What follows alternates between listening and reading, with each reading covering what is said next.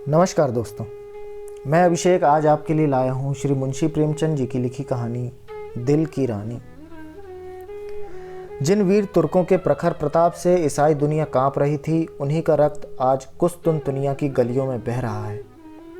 वही कुस्तुनतुनिया जो 100 साल पहले तुर्कों के आतंक से आहत हो रहा था, आज उनके गर्म रक्त से अपना कलेजा ठंडा कर रहा है। और तुर्की सेनापति 1 लाख सिपाहियों के साथ तैमूरी तेज के सामने अपनी किस्मत का फैसला सुनने के लिए खड़ा है। तैमूर ने विजय से भरी आंखें उठाई और सेनापति यजदानी की ओर देखकर सिंह के समान गरजा, क्या चाहते हो, जिंदगी या मौत?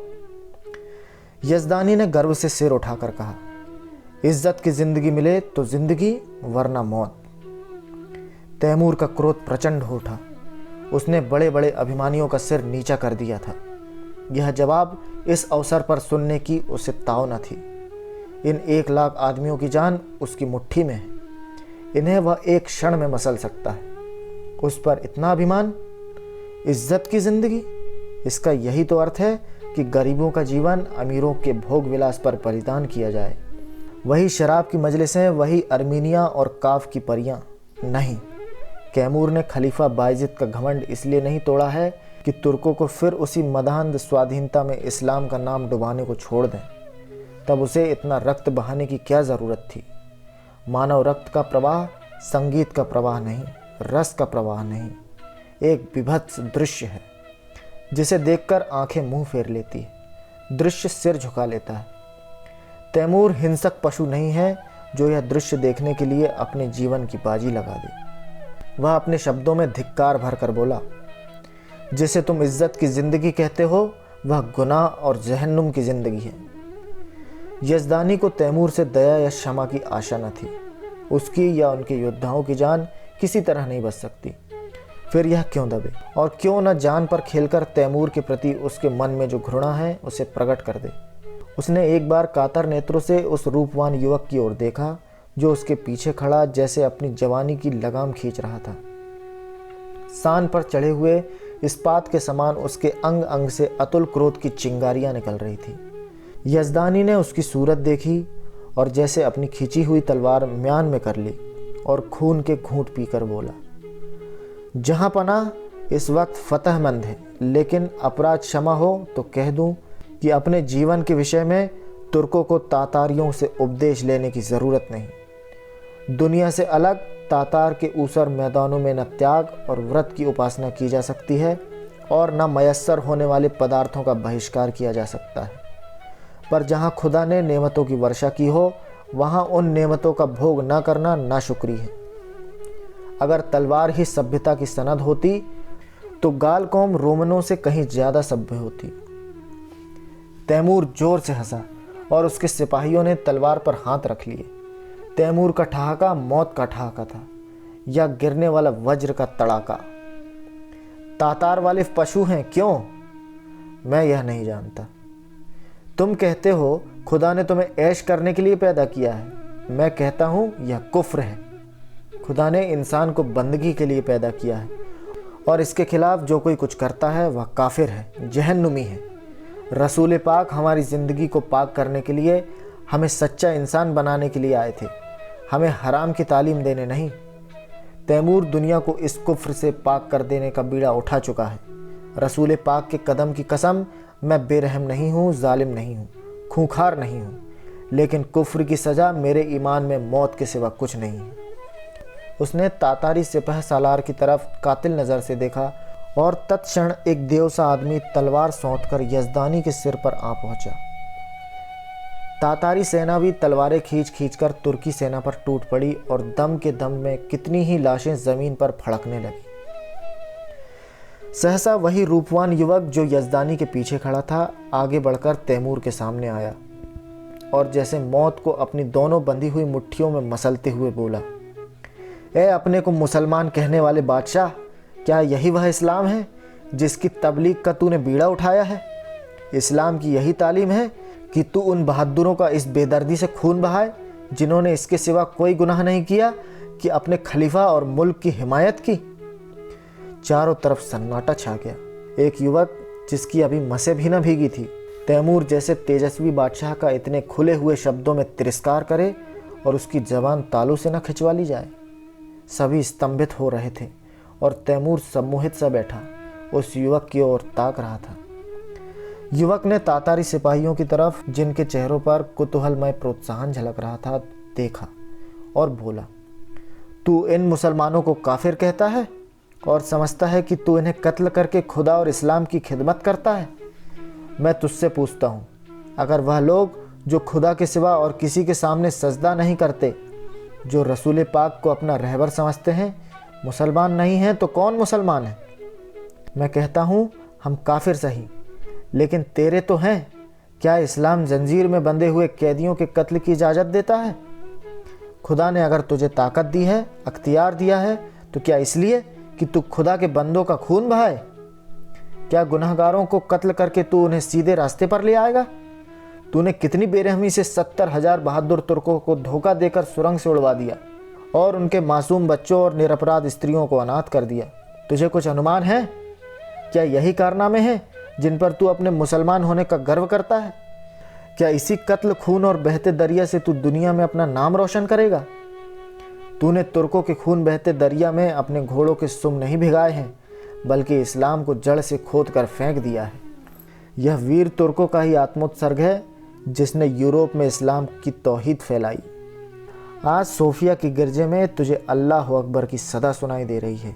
सारा यूरोप इस्लाम का स्वागत करने को तैयार है। क्या यह कारनामे इसी लायक हैं कि उनका यह इनाम मिले? इस ख्याल को दिल से निकाल दे कि तू खुरेजी से इस्लाम की खिदमत करता है। एक दिन तुझे भी परवरदिगार के सामने अपने कर्मों का जवाब देना पड़ेगा और तेरा कोई उज्र न सुना जाएगा। क्योंकि अगर तुझ में अब भी नेक और बद की तमीज बाकी है तो अपने दिल से पूछ, तूने यह जिहाद खुदा की राह में किया या अपनी हवस के लिए? और मैं जानता हूँ तुझे जो जवाब मिलेगा वह तेरी गर्दन शर्म से झुका देगा। खलीफा अभी सिर झुकाए ही था कि यज़दानी ने कांपते हुए शब्दों में अर्ज की, जहाँ पना यह गुलाम का लड़का है, इसके दिमाग में कुछ फितूर है। हुजूर इसकी गुस्ताखियों को मुआफ़ करे, मैं उसकी सज़ा झेलने को तैयार हूँ। तैमूर उस युवक के चेहरे की तरफ स्थिर नेत्रों से देख रहा था। आज जीवन में पहली बार उसे निर्भीक शब्दों को सुनने का अवसर मिला। उसके सामने बड़े बड़े सेनापतियों, मंत्रियों और बादशाहों की ज़बान न खुलती थी। वह जो कुछ कहता था वही कानून था, किसी को उसमें चू करने की ताकत न थी। उनकी खुशामदों ने उसकी अहमन्यता को आसमान पर चढ़ा दिया था। उसे विश्वास हो गया था कि खुदा ने इस्लाम को जगाने और सुधारने के लिए ही उसे दुनिया में भेजा है। उसने पैगंबरी का दावा तो नहीं किया, पर उसके मन में यह भावना दृढ़ हो गई थी। इसलिए जब आज एक युवक ने प्राणों का मुँह छोड़कर उसकी कीर्ति का पर्दा खोल दिया तो उसकी चेतना जैसे जाग उठी। उसके मन में क्रोध और हिंसा की जगह श्रद्धा का उदय हुआ। उसकी आंखों का एक इशारा इस युवक की जिंदगी का चिराग गुल कर सकता था। उसकी संसार विजयनी शक्ति के सामने यह दुधमुहा बालक मानो अपने नन्हे नन्हे हाथों से समुद्र के प्रवाह को रोकने के लिए खड़ा हो। कितना हास्यास्पद साहस था, पर उसके साथ ही कितना आत्मविश्वास से भरा हुआ। तैमूर को ऐसा जान पड़ा कि इस निहत्थे बालक के सामने वह कितना निर्बल है। मनुष्य में ऐसे साहस का एक ही स्रोत हो सकता है और वह सत्य पर अटल विश्वास है। उसकी आत्मा दौड़कर उस युवक के दामन में चिमट जाने के लिए अधीर हो गई। वह दार्शनिक न था जो सत्य में शंका करता, वह सरल सैनिक था जो असत्य को भी विश्वास के साथ सत्य बना देता है। यज़दानी ने उसी स्वर में कहा, जहाँ पना इसकी बदजबानी का ख्याल न भरमावे। तैमूर ने तुरंत तख्त से उठकर यज़दानी को गले लगा लिया और बोला, काश ऐसी गुस्ताखियों और बदजबानियों को सुनने का पहले इत्तेफाक होता तो आज इतने बेगुनाहों का खून मेरी गर्दन पर न होता। मुझे इस जवान में किसी फरिश्ते की रूह का जलवा नज़र आता है जो मुझ जैसे गुमराहों को सच्चा रास्ता दिखाने के लिए भेजी गई हैं। मेरे दोस्त, तुम खुशनसीब हो कि ऐसा फरिश्ता सिफत बेटे के बाप हो। क्या मैं उसका नाम पूछ सकता हूँ? यज़दानी पहले आतश परस्त था, पीछे मुसलमान हो गया था, पर अभी तक कभी कभी उसके मन में शंकाएं उठती रहती थी कि उसने क्यों इस्लाम कबूल किया। जो कैदी फांसी के तख्ते पर खड़ा सूखा जा रहा था कि एक क्षण में रस्सी उसकी गर्दन में पड़ेगी और वह लटकता रह जाएगा, उसे जैसे किसी फरिश्ते ने गोद में ले लिया। वह गदगद कंठ से बोला, उसे हबीब कहते हैं। तैमूर ने युवक के सामने जाकर उसका हाथ पकड़ लिया और आंखों से लगाता हुआ बोला, मेरे जवान दोस्त, तुम सचमुच खुदा के हबीब हो। मैं वह गुनाहगार हूँ जिसने अपनी जहालत में हमेशा अपने गुनाहों को सवाब समझा, इसलिए कि मुझसे कहा जाता था तेरी जात बेऐब है। आज मुझे यह मालूम हुआ कि मेरे हाथों इस्लाम को कितना नुकसान पहुँचा। आज से मैं तुम्हारा ही दामन पकड़ता हूँ। तुम ही मेरे खिज्र, तुम ही मेरे रहनुमा हो। मुझे यकीन हो गया कि तुम्हारे ही वसीले से मैं खुदा की दरगाह तक पहुँच सकता हूँ। यह कहते हुए उसने युवक के चेहरे पर नज़र डाली तो उस पर शर्म की लाली छाई हुई थी। उस कठोरता की जगह मधुर संकोच झलक रहा था। युवक ने सिर झुकाकर कहा, यह हुजूर की कदरदानी है, वरना मेरी क्या हस्ती है। तैमूर ने उसे खींचकर अपने बगल के तख्त पर बिठा दिया और अपने सेनापति को हुक्म दिया, सारे तुर्क कैदी छोड़ दिए जाएं, उनके हथियार वापस कर दिए जाएं और जो माल लूटा गया है वह सिपाहियों में बराबर बांट दिया जाए। वजीर तो इधर इस हुक्म की तालीम करने लगा, उधर तैमूर हबीब का हाथ पकड़े हुए अपने खेमे में गया और दोनों मेहमानों की दावत का प्रबंध करने लगा। और जब भोजन समाप्त हो गया तो उसने अपने जीवन की सारी कथा रो रो कर कह सुनाई, जो आदि से अंत तक मिश्रित पशुता और बर्बरता के कृत्यों से भरी हुई थी। और उसने यह सब कुछ इस भ्रम में किया कि वह ईश्वरीय आदेश का पालन कर रहा है। वह खुदा को कौन मुंह दिखाएगा। रोते रोते उसकी हिचकियां बंध गई। अंत में उसने हबीब से कहा, मेरे जवान दोस्त, अब मेरा बेड़ा आप ही पार लगा सकते हैं। आपने मुझे राह दिखाई है तो मंजिल पर पहुंचाइए। मेरी बादशाहत को अब आप ही संभाल सकते हैं। मुझे अब मालूम हो गया है कि मैं उसे तबाही के रास्ते पर लिए जाता था। मेरी आपसे यही इल्तिजा है कि आप उसकी वजारत कबूल करें। देखिए, खुदा के लिए इनकार न कीजिएगा, वरना मैं कहीं का नहीं रहूँगा। यज़दानी ने अर्ज की, हुजूर इतनी कदरदानी फरमाते हैं तो आपकी इनायत है, लेकिन अभी इस लड़के की उम्र ही क्या है। वजारत की खिदमत यह क्या अंजाम दे सकेगा। अभी तो इसकी तालीम के दिन है। इधर से इनकार होता रहा और उधर तैमूर आग्रह करता रहा। यज़दानी इनकार तो कर रहे थे पर छाती फूली जाती थी। मूसा आग लेने गए थे, पैगंबरी मिल गई। कहाँ मौत के मुंह में जा रहे थे, वजारत मिल गई। लेकिन यह शंका भी थी कि ऐसे अस्थिर चित्त आदमी का क्या ठिकाना। आज खुश हुए, वजारत देने को तैयार हैं, कल नाराज हो गए तो जान की खैरियत नहीं। उन्हें हबीब की लियाकत पर भरोसा था, फिर भी जी डरता था कि वीरान देश में न जाने कैसी पड़े कैसी ना पड़े। दरबार वालों में षड्यंत्र होते ही रहते हैं। हबीब नेक है, समझदार है, अवसर पहचानता है, लेकिन वह तर्जबा कहाँ से लाएगा जो उम्र ही से आता है। उन्होंने इस प्रश्न पर विचार करने के लिए एक दिन की मोहलत मांगी और रुखसत हुए। हबीब यज़दानी का लड़का नहीं, लड़की थी। उसका नाम उम्मुतुल हबीब था। जिस वक्त यज़दानी और उसकी पत्नी मुसलमान हुए तो लड़की की उम्र कुल 12 साल की थी, पर प्रकृति ने उसे बुद्धि और प्रतिभा के साथ विचार स्वातंत्र्य भी प्रदान किया था। वह जब तक सत्य असत्य की परीक्षा न कर लेती कोई बात स्वीकार न करती। माँ बाप के धर्म परिवर्तन से उसे अशांति तो हुई, पर जब तक इस्लाम का अच्छी तरह अध्ययन न कर ले वह केवल माँ बाप को खुश करने के लिए इस्लाम की दीक्षा नहीं ले सकती थी। माँ बाप भी उस पर किसी तरह दबाव न डालना चाहते थे। जैसे उन्हें अपना धर्म को बदल देने का अधिकार है, वैसे ही उसे अपने धर्म पर आरूढ़ रहने का भी अधिकार है। लड़की को संतोष हुआ, लेकिन उसने इस्लाम और जरथुश्ते धर्म दोनों ही का तुलनात्मक अध्ययन आरंभ किया और पूरे 2 साल के अन्वेषण और परीक्षण के बाद उसने भी इस्लाम की दीक्षा ले ली। माता पिता फूले न समाये। लड़की उनके दबाव से मुसलमान नहीं हुई है, बल्कि स्वेच्छा से, स्वाध्याय से और ईमान से। 2 साल तक उन्हें जो शंका घेरे रहती थी वह मिट गई। यज़दानी के कोई पुत्र न था, और उस युग में जबकि आदमी की तलवार ही सबसे बड़ी अदालत थी, पुत्र का न रहना संसार का सबसे बड़ा दुर्भाग्य था। यज़दानी बेटे का अरमान बेटी से पूरा करने लगा। लड़कों ही की भांति उसकी शिक्षा दीक्षा होने लगी। वह बालकों के से कपड़े पहनती, घोड़े पर सवार होती, शस्त्र विद्या सीखती और अपने बाप के साथ अक्सर खलीफा बायजीद के महलों में जाती और राजकुमारी के साथ शिकार खेलने जाती। इसके साथ ही वह दर्शन, काव्य, विज्ञान और आध्यात्म का भी अभ्यास करती थी। यहाँ तक कि 16वें वर्ष में वह फौज विद्यालय में दाखिल हो गई और 2 साल के अंदर वहाँ की सबसे ऊंची परीक्षा पास करके फौज में नौकर हो गई। शस्त्र विद्या और सेना संचालन कला में इतनी निपुण थी और खलीफा बायजीद उसके चरित्र से इतना प्रसन्न था कि पहले ही पहल उसे 1 हजारी मनसब मिल गया। ऐसी युवती के चाहने वालों की क्या कमी। उसके साथ के कितने ही अफसर, राज परिवारों के कितने ही युवक उस पर प्राण देते थे, पर कोई उसकी नज़रों में न जचता था। नित्य ही निकाह के पैगाम आते थे, पर वह हमेशा इनकार कर देती थी। वैवाहिक जीवन ही से उसे अरुचि थी कि युवतियाँ कितने अरमानों से ब्याह कर लाई जाती हैं और फिर कितने निरादर से महलों में बंद कर दी जाती हैं। उनका भाग्य पुरुषों की दया के अधीन है। अक्सर ऊंचे घरानों की महिला से उसको मिलने जुलने का अवसर मिलता था।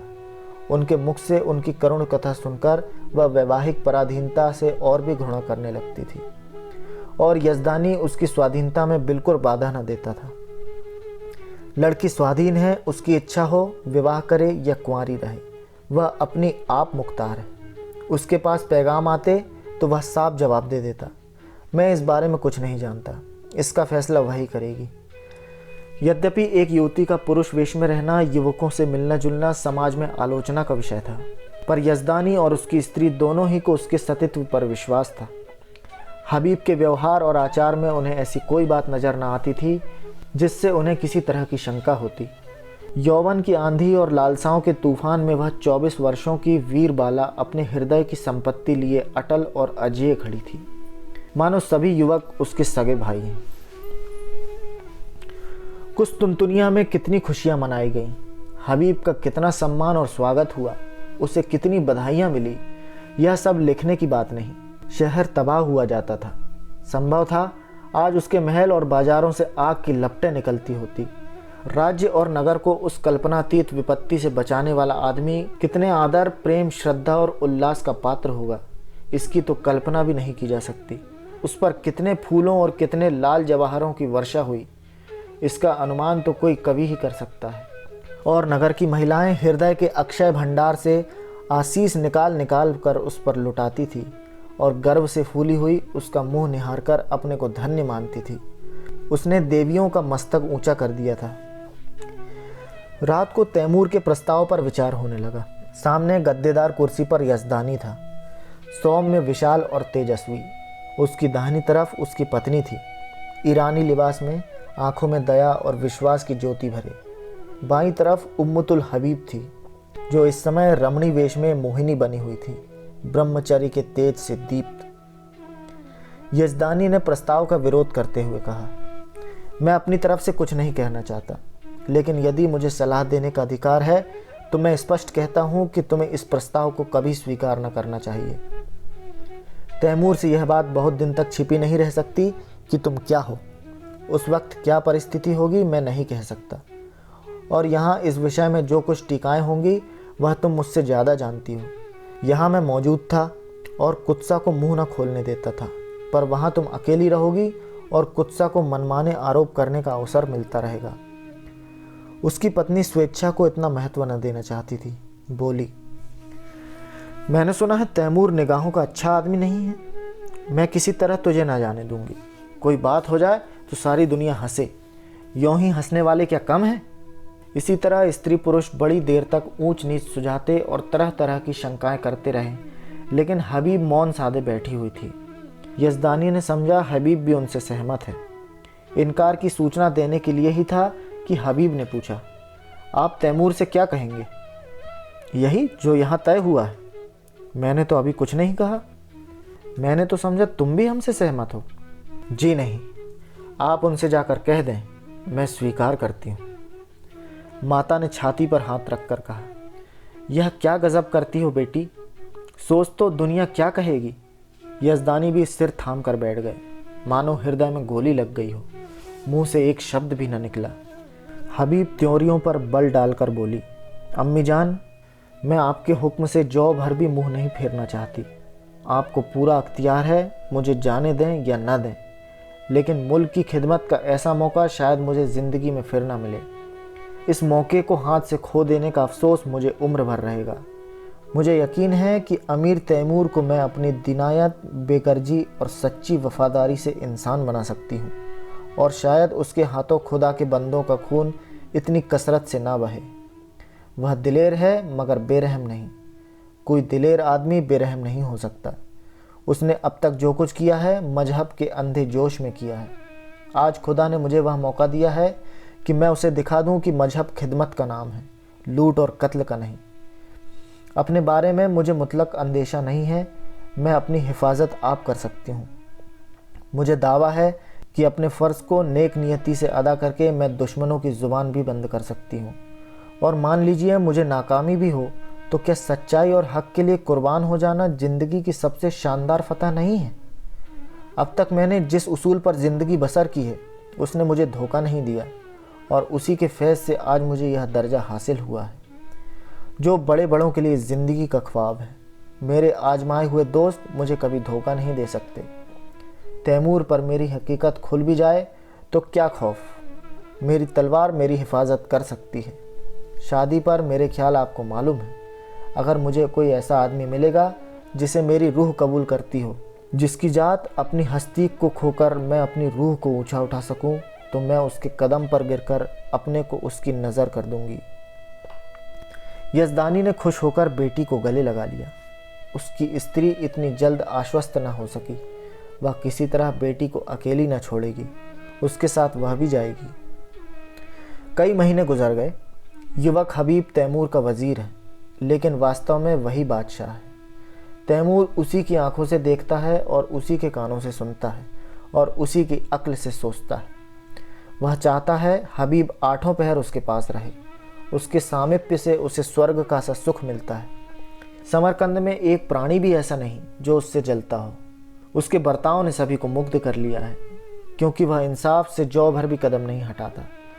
जो लोग उसके हाथों से चलती हुई न्याय की चक्की में पिस जाते हैं, वे भी उससे सद्भाव ही रखते हैं, क्योंकि वह न्याय को ज़रूरत से ज़्यादा कटु नहीं होने देता। संध्या हो गई थी। राज्य कर्मचारी जा चुके थे। क्षमादान में मोम की बत्तियां जल रही थी। अगर की सुगंध से सारा दीवान खाना महक रहा था। हबीब उठने ही को था कि चौबदार ने खबर दी, हुजूर जहां पनाह तशरीफ़ ला रहे हैं। हबीब इस खबर से कुछ प्रसन्न नहीं हुआ। अन्य मंत्रियों की भांति वह तैमूर की सोहबत का भूखा नहीं है। वह हमेशा तैमूर से दूर रहने की चेष्टा करता है। ऐसा शायद ही कभी हुआ हो कि उसने शाही दस्तरखान पर भोजन किया हो। तैमूर की मजलिसों में भी वह कभी शरीक नहीं होता। उसे जब शांति मिलती है तब एकांत में अपनी माता के पास बैठकर दिन भर का माजरा उससे कहता है, और वह उस पर अपनी पसंद की मुहर लगा देती है। उसने द्वार पर जाकर तैमूर का स्वागत किया। तैमूर ने मनसत पर बैठते हुए कहा, मुझे ताज्जुब होता है कि तुम इस जवानी में जाहिदों की सी जिंदगी कैसे बसर करते हो हबीब। खुदा ने तुम्हें वह हुस्न दिया है कि हसीन से हसीन नाजनीन भी तुम्हारे माशूक बनकर अपने को खुशनसीब समझेगी। मालूम नहीं तुम्हें खबर है या नहीं, जब तुम अपने मुश्की घोड़े पर सवार होकर निकलते हो तो समरकंद की खिड़कियों पर हजारों आंखें तुम्हें एक झलक देखने के लिए मुंतजिर बैठी रहती, पर तुम्हें किसी तरफ आंखें उठाते नहीं देखा। मेरा खुदा गवाह है, मैं कितना चाहता हूँ कि तुम्हारे कदमों के नक्शे पर चलूँ, पर दुनिया मेरी गर्दन नहीं छोड़ती। मैं चाहता हूँ जैसे तुम दुनिया में रहकर भी दुनिया से अलग रहते हो, वैसे मैं भी रहूँ, लेकिन मेरे पास न वह दिल है न दिमाग। मैं हमेशा अपने आप पर, सारी दुनिया पर दांत पीसता रहता हूँ, जैसे मुझे हरदम खून की प्यास लगी रहती है, जिसे तुम बुझने नहीं देते, और यह जानते हुए भी कि तुम जो कुछ करते हो उससे बेहतर कोई दूसरा नहीं कर सकता। मैं अपने गुस्से को काबू में नहीं कर सकता। तुम जिधर से निकलते हो मोहब्बत और रोशनी फैला देते हो। जिसको तुम्हारा दुश्मन होना चाहिए वह भी तुम्हारा दोस्त है। मैं जिधर से निकलता हूँ नफ़रत और शुबहा फैलाता हुआ निकलता हूँ। जिसे मेरा दोस्त होना चाहिए वह भी मेरा दुश्मन है। दुनिया में बस एक ही जगह है जहाँ मुझे आफियत मिलती है। अगर तुम मुझे समझते हो यह ताज और तख्त मेरे रास्ते के रोड़े हैं, तो खुदा की कसम मैं आज इन पर लात मार दूं। मैं आज तुम्हारे पास यही दरख्वास्त लेकर आया हूँ कि तुम मुझे वह रास्ता दिखाओ जिससे मैं सच्ची खुशी पा सकूं। मैं चाहता हूँ तुम इसी महल में रहो ताकि मैं तुमसे सच्ची ज़िंदगी का सबक सीखूं। हबीब का हृदय धक से हो उठा। कहीं अमीर पर नारित्व का रहस्य खुल तो नहीं गया। उसकी समझ में न आया कि उसे क्या जवाब दे। उसका कोमल हृदय तैमूर की इस करुण आत्मग्लानि पर द्रवित हो गया। जिसके नाम से दुनिया कांपती है वह उसके सामने एक दयनीय प्राणी बना हुआ है, उससे प्रकाश की भिक्षा मांग रहा है। तैमूर की उस कठोर, विकृत, शुष्क, हिंसात्मक मुद्रा में उसे एक स्निग्ध मधुर ज्योति दिखाई दी, मानो उसका जागृत विवेक भीतर से झांक रहा हो। उसे अपना स्थिर जीवन, जिसमें ऊपर उठने की स्मृति ही न रही थी, इस विफल उद्योग के सामने तुच्छ जान पड़ा। उसने मुग्ध कंठ से कहा, हुजूर, इस गुलामी की इतनी कद्र करते हैं, यह मेरी खुश नसीबी है, लेकिन मेरा शाही महल में रहना मुनासिब नहीं। तैमूर ने पूछा, क्यों? इसलिए कि जहाँ दौलत ज़्यादा होती है वहाँ डाके पड़ते हैं, और जहाँ कद्र ज़्यादा होती है वहाँ दुश्मन भी ज़्यादा होते हैं। तुम्हारा भी कोई दुश्मन हो सकता है? मैं खुद अपना दुश्मन हो जाऊंगा। आदमी का सबसे बड़ा दुश्मन गुरूर है। तैमूर को जैसे कोई रत्न मिल गया। उसे अपनी मनः तुष्टि का आभास हुआ। आदमी का सबसे बड़ा दुश्मन गुरूर है। इस वाक्य को मन ही मन दोहराकर उसने कहा, तुम मेरे काबू में कभी ना आओगे हबीब। तुम वह परिंदा हो जो आसमान में ही उड़ सकता है। उसे सोने के पिंजरे में भी रखना चाहो तो फड़फड़ाता रहेगा। खैर, खुदा हाफिज। वह तुरंत अपने महल की ओर चला, मानो उस रत्न को सुरक्षित स्थान में रख देना चाहता हो। यह वाक्य पहली बार उसने न सुना था, पर आज इससे जो ज्ञान, जो आदेश, जो सत प्रेरणा उससे मिली, वह कभी न मिली थी। इफ्तिखार के इलाके से बगावत की खबर आई है। हबीब को शंका है कि तैमूर वहां पहुंचकर कहीं कत्ले आम न कर दे। वह शांतिमय उपायों से इस विद्रोह को ठंडा करके तैमूर को दिखाना चाहता है कि सद्भावना में कितनी शक्ति है। तैमूर उसे इस मुहिम पर नहीं भेजना चाहता, लेकिन हबीब के आग्रह के सामने बेबस है। हबीब को जब कोई और युक्ति न सूझी तो उसने कहा, गुलाम के रहते हुए हुजूर अपनी जान खतरे में डालें, यह नहीं हो सकता। तैमूर मुस्कुराया, मेरी जान की तुम्हारी जान के मुकाबले में कोई हकीकत नहीं है हबीब। फिर मैंने तो कभी जान की परवाह न की। मैंने दुनिया में कत्ल और लूट के सिवा और क्या यादगार छोड़ी। मेरे मर जाने पर दुनिया मेरे नाम को रोएगी नहीं, यकीन मानो। मेरे जैसे लुटेरे हमेशा पैदा होते रहेंगे, लेकिन खुदा न करे तुम्हारे दुश्मनों को कुछ हो गया तो यह सल्तनत खाक में मिल जाएगी, और तब मुझे भी सीने में खंजर चुभा लेने के सिवा कोई और रास्ता न रहेगा। मैं नहीं कह सकता हबीब, तुमसे मैंने कितना पाया है। काश 10-5 साल पहले तुम मुझे मिल जाते तो तैमूर तारीख में इतना रुसिया न होता। आज अगर ज़रूरत पड़े तो मैं अपने जैसे 100 तैमूरों को तुम्हारे ऊपर निसार कर दूं। यही समझ लो कि मेरी रूह को अपने साथ लिए जा रहे हो। आज मैं तुमसे कहता हूँ हबीब कि मुझे तुमसे इश्क है। इसे मैं अब जान पाया हूँ, मगर इसमें क्या बुराई है कि मैं भी तुम्हारे साथ चलूँ। हबीब ने धड़कते हुए हृदय से कहा, अगर मैं आपकी ज़रूरत समझूंगा तो इत्तला दूंगा। तैमूर ने दाढ़ी पर हाथ रखकर कहा, जैसी तुम्हारी मर्जी, लेकिन रोजाना कासिद भेजते रहना, वरना शायद मैं बेचैन होकर चला आऊं। तैमूर ने कितनी मोहब्बत से हबीब के सफ़र की तैयारियां की। तरह तरह के आराम और तकल्लुफ़ की चीज़ें उसके लिए जमा की। उस कोहिस्तान में यह चीज़ें कहाँ मिलेंगी। वह ऐसा संलग्न था मानो माता अपनी लड़की को ससुराल भेज रही हो। जिस वक्त हबीब फ़ौज के साथ चला तो सारा समरकंद उसके साथ था, और तैमूर आंखों पर रुमाल रखे अपने तख्त पर ऐसा सिर झुकाए बैठा था मानो कोई पक्षी आहत हो गया हो। इफ्तिखार अरमनी ईसाइयों का इलाका था। मुसलमानों ने उन्हें परास्त करके वहां अपना अधिकार जमा लिया था, और ऐसे नियम बना दिए थे जिससे ईसाइयों को पग पग पर अपनी पराधीनता का स्मरण होता रहता था।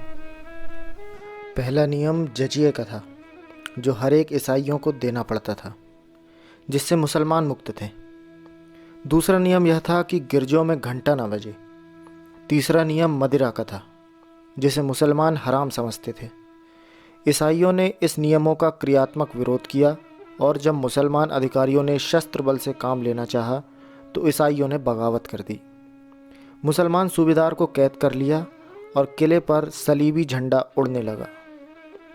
हबीब को आज यहाँ दूसरा दिन है, पर इस समस्या को कैसे हल करें। उसका उदार हृदय कहता था, ईसाइयों पर इस बंधनों का कोई अर्थ नहीं। हर एक धर्म का समान रूप से आदर होना चाहिए। लेकिन मुसलमान इन कैदों को हटा देने पर कभी राज़ी ना होंगे, और यह लोग मान भी जाएं तो तैमूर क्यों मानने लगा।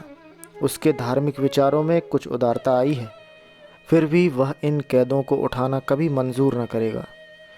लेकिन क्या वह ईसाइयों को सज़ा दे कि वे अपने धार्मिक स्वाधीनता के लिए लड़ रहे हैं, जिसे वह सत्य समझता है, उसकी हत्या कैसे करे? नहीं, उसे सत्य का पालन करना होगा, चाहे इसका नतीजा कुछ भी हो। अमीर समझेंगे मैं ज़रूरत से ज़्यादा बढ़ा जा रहा हूँ, कोई मुजायका नहीं।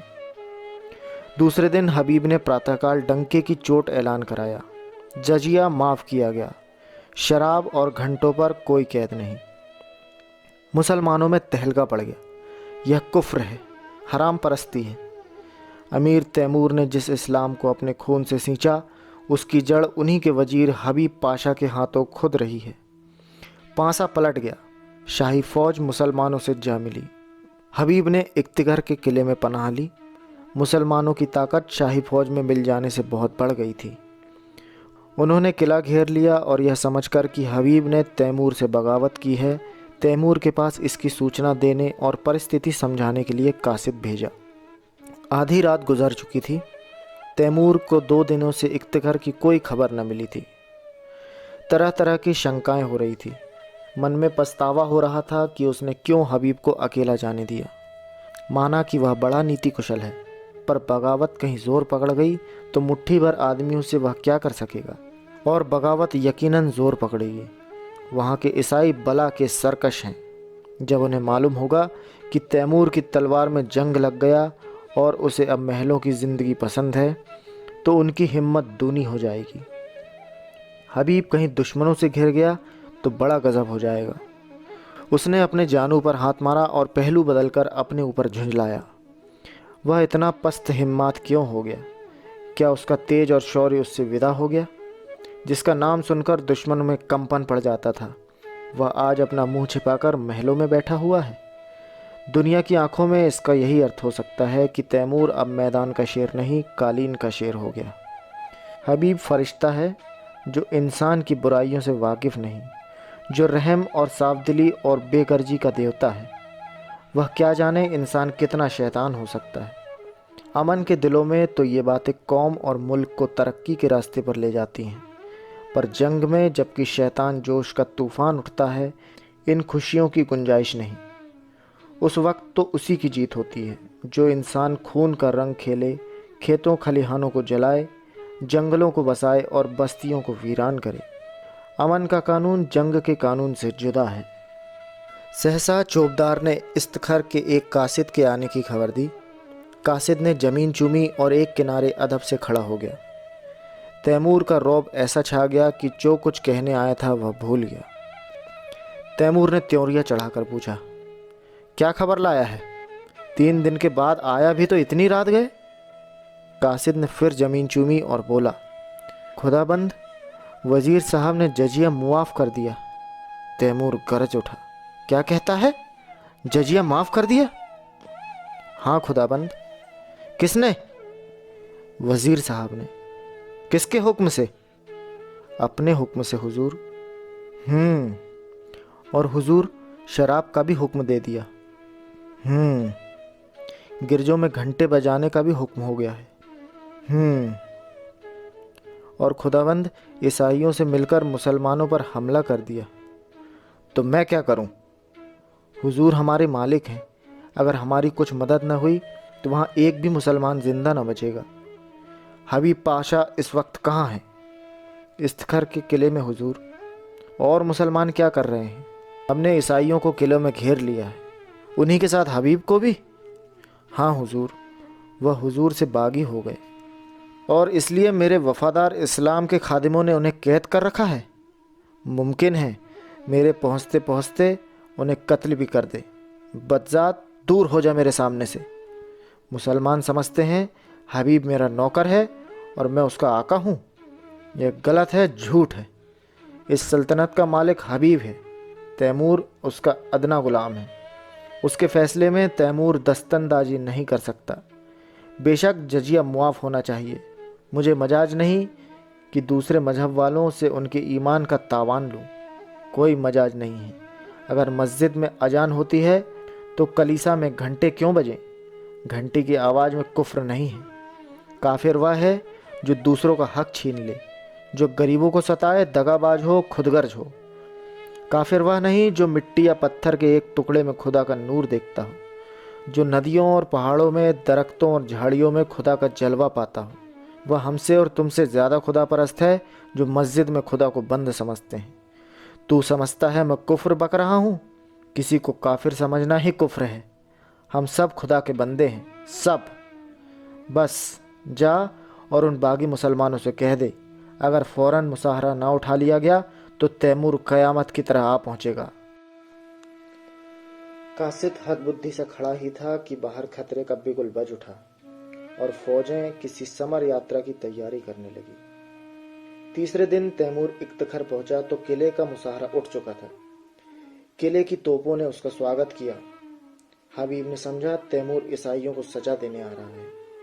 ईसाइयों के हाथ पांव फूले हुए थे, मगर हबीब मुकाबले के लिए तैयार था। ईसाइयों के स्वप्न की रक्षा में यदि जान भी जाए तो कोई गम नहीं। इस मामले पर किसी तरह का समझौता नहीं हो सकता। तैमूर अगर तलवार से काम लेना चाहता है तो उसका जवाब तलवार से दिया जाएगा। मगर यह क्या बात है, शाही फौज सफेद झंडा दिखा रही है। तैमूर लड़ने नहीं, सुलह करने आया है। उसका स्वागत दूसरी तरह का होगा। ईसाई सरदारों को साथ लिए हबीब किले के बाहर निकला। तैमूर अकेला घोड़े पर सवार चला आ रहा था। हबीब घोड़े से उतरकर आदाब बजा लाया। तैमूर घोड़े से उतर पड़ा और हबीब का माथा चूम लिया और बोला, मैं सब सुन चुका हूं हबीब। तुमने बहुत अच्छा किया और वही किया जो तुम्हारे सिवा दूसरा नहीं कर सकता था। मुझे जजिया लेने का या ईसाइयों से मजहबी हक छीनने का कोई मजाज न था। मैं आज दरबार करके इन बातों की तकसीद कर दूंगा और तब मैं एक ऐसी तजवीज बताऊंगा जो कई दिन से मेरे जहन में आ रही है और मुझे उम्मीद है कि तुम उसे मंजूर कर लोगे। मंजूर करना पड़ेगा। हबीब के चेहरे का रंग उड़ गया था। कहीं हकीकत खुल तो नहीं गई? वह क्या तजवीज है? उसके मन में खलबली पड़ गई। तैमूर ने मुस्कुरा कर पूछा, तुम मुझसे लड़ने को तैयार थे? हबीब ने शर्माते हुए कहा, हक के सामने अमीर तैमूर की भी कोई हकीकत नहीं। बेशक बेशक, तुम में फरिश्तों का दिल है, तो शेरों की हिम्मत भी है। लेकिन अफसोस यही है कि तुमने यह गुमान ही क्यों किया कि तैमूर तुम्हारे फैसले को मंसूख कर सकता है। यह तुम्हारी जात है जिसने मुझे बतलाया है कि सल्तनत किसी आदमी की जायदाद नहीं, बल्कि एक ऐसा दरख्त है जिसकी हर एक शाख और पत्ती एक सी खुराक पाती है। दोनों किले में दाखिल हुए। सूरज डूब चुका था। आन की आन में दरबार लग गया और उसमें तैमूर ने ईसाइयों के धार्मिक अधिकारों को स्वीकार किया। चारों तरफ से आवाज आई, खुदा हमारे शहनशाह की उम्र दराज करे। तैमूर ने उसी सिलसिले में कहा, दोस्तों, मैं इस दुआ का हकदार नहीं हूं। जो चीज मैंने आपसे जबरन ली थी उसे आपको वापस देकर मैं दुआ का काम नहीं कर रहा हूं। इससे कहीं ज्यादा मुनासिब यह है कि आप मुझे लानत दें कि मैंने इतने दिनों तक आपके हकों से आपको महरूम रखा। चारों तरफ से आवाज आई, मरहबा मरहबा। दोस्तों, उन हकों के साथ साथ मैं आपकी सल्तनत भी आपको वापस करता हूं, क्योंकि खुदा की निगाह में सभी इंसान बराबर हैं और किसी कौम या शख्स को दूसरी कौम पर हुकूमत करने का अख्तियार नहीं है। आज से आप अपने बादशाह हैं। मुझे उम्मीद है कि आप भी मुस्लिम आबादी को उसके जायज हकों से महरूम न करेंगे। मगर कभी ऐसा मौका आए कि कोई जाबिर कौम आपकी आज़ादी छीनने की कोशिश करे तो तैमूर आपकी मदद करने को हमेशा तैयार रहेगा। किले में जश्न खत्म हो चुका है। उमरा और हुक्काम रुखसत हो चुके हैं। दीवाने खास में सिर्फ तैमूर और हबीब रह गए हैं। हबीब के मुख पर आज स्मित हास्य की वह छटा है जो सदैव गंभीरता के नीचे दबी रहती थी। आज उसके कपोलों पर जो लाली, आंखों में जो नशा, अंगों में जो चंचलता है, वह और कभी नजर न आई थी। कई बार वह तैमूर से शोखिया कर चुका है, कई बार हंसी कर चुका है। उसकी युवती चेतना पद और अधिकार को भूलकर चहकती फिरती है। सहसा तैमूर ने कहा, हबीब, मैंने आज तक तुम्हारी हर एक बात मानी है। अब मैं तुमसे यह तजवीज़ करता हूँ, जिसका मैंने जिक्र किया था उसे तुम्हें कबूल करना पड़ेगा। हबीब ने धड़कते हुए हृदय से सिर झुकाकर कहा, फरमाइए। पहले वायदा करो कि तुम कबूल करोगे। मैं तो आपका गुलाम हूं। नहीं, तुम मेरे मालिक हो, मेरी जिंदगी की रोशनी हो। तुमसे मैंने जितना फैज़ पाया है उसका अंदाज नहीं कर सकता। मैंने अब तक सल्तनत को अपनी जिंदगी की सबसे प्यारी चीज समझा था। उसके लिए मैंने वह सब कुछ किया जो मुझे न करना चाहिए था। अपनों के खून से भी इन हाथों को दागदार किया, गैरों के खून से भी। मेरा काम अब खत्म हो चुका। मैंने बुनियाद जमा दी, इस पर महल बनाना तुम्हारा काम है। मेरी यही इल्तिजा है कि आज से तुम इन बादशाहत के अमीर हो जाओ, मेरी जिंदगी में भी और मरने के बाद भी। हबीब ने आकाश में उड़ते हुए कहा, इतना बड़ा बोझ, मेरे कंधे इतने मजबूत नहीं। तैमूर ने दीन आग्रह के स्वर में कहा, नहीं मेरे प्यारे दोस्त, मेरी यह इल्तिजा माननी पड़ेगी। हबीब की आंखों में हंसी थी, अधरों पर संकोच। उसने आहिस्ता से कहा, मंजूर। तैमूर ने प्रफुल्लित स्वर में कहा, खुदा तुम्हें सलामत रखे।